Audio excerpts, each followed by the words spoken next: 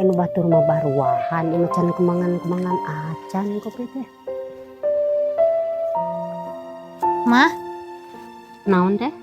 iya teteh dek nanya, tapi hampura saacana lain maksudna naon nya mah. Nadek nanya naon? Ya sararewa sih teh. Nah, lamun setiap si Aa rek barang barek ka emak, kudu apal wae teteh, kudu bebeja heula wae ka teteh. Padahal pan teteh mah geus ikhlas, geus ridho, da geus puguh emak teh kolotna si Aa, indungna si Aa. Terus sabalikna, lamun misalkan teteh barang bere ka emak, kudu wae apal si Aa, kudu bebeja wae si Aa. Nah, ya teteh mah. Oh, alasanna. Mah hayang teteh jeung Aa teh saling terbuka. Ulah aya nu disumput-sumput.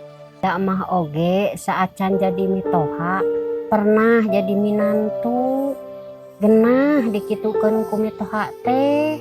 Mata kumaha carana ayeuna emah hayang bisa ngagenahkeun kanu jadi minantu. Oh nya atuh mah, nuhun nya mah.